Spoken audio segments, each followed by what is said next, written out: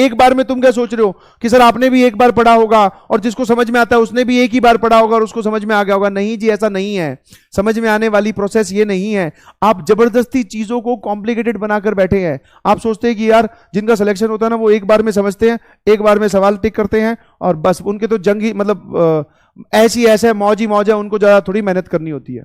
ये आपका गलत मानना है। समझ में आया?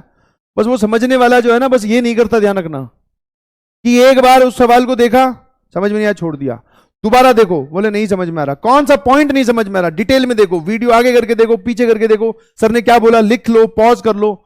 ये सब वो लगाता है, तब जाके उसको बात समझ में आता है। इनिशियल स्ट्रगल, बेसिक स्ट्रगल अपनी कोई नहीं बताता है बेटा, कोई नहीं बताता है।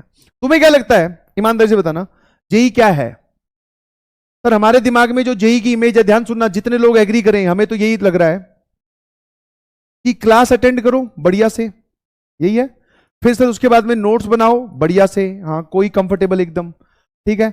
नोट्स बनाने के बाद में आप डीपीपी और मॉड्यूल सॉल्व करो एकदम बढ़िया से, कोई दिक्कत नहीं है। और उसके बाद में सर क्वेश्चंस लगाओ और क्वेश्चंस में अलग अलग वैरायटी लगाओ, बस ये प्रोसेस।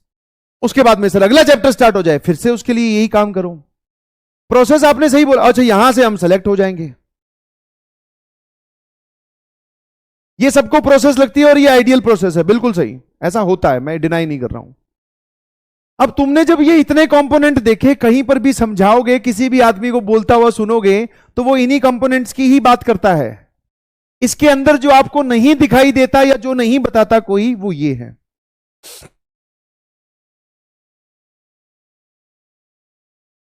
नेगेटिविटी, ठीक है, हाँ ठीक है, फीलिंग होपलेस, फीलिंग होपलेस, बीच में, इसी जर्नी के बीच में कहीं ना कहीं डार्क फेज, ठीक है, सवाल ना सॉल्व होना, ये सर होता है, कोई बताता नहीं तो हमें लगता है होता ही नहीं।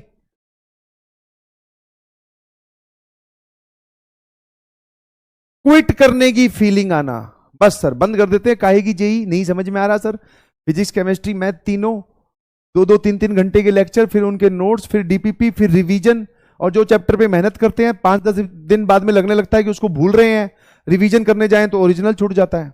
और भी बहुत सारे फैक्टर्स हैं, डिस्ट्रैक्शंस तो लिखना ही भूल गया, तुम्हारा ध्यान है येलो वाली लाइन पे और ये तुम्हें कोई बताता नहीं, तो तुम्हें ऐसा लगता है कि बस ये येलो येलो ही होना चाहिए।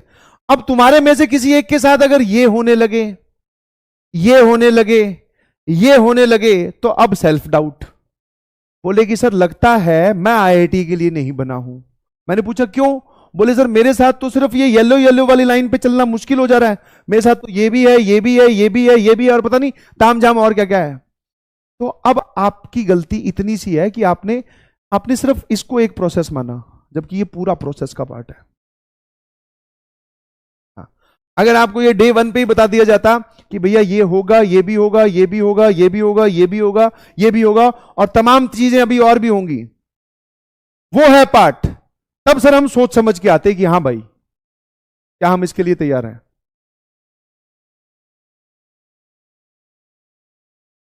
तो सिर्फ इस येलो लाइन पे मत फोकस करें, अगर इस पे फोकस करोगे तो हर सेकंड तुम्हें ऐसा लगेगा कि आपके अंदर कुछ गड़बड़ है। इस पूरे पे फोकस करो, फिर लगेगा सर नॉर्मल है, सबके साथ हो रहा है। अब जब नॉर्मल है और सबके साथ हो रहा है फिर क्या करें? बोले कुछ नहीं, फिर से पढ़ते हैं, और क्या है, जब सबके साथ ही हो रहा है, ऐसा थोड़ी है कि इन सब चीजों की होने की वजह से कोई रुक जाता है, सबके साथ हो रहा था बस आगे चलो पढ़ो।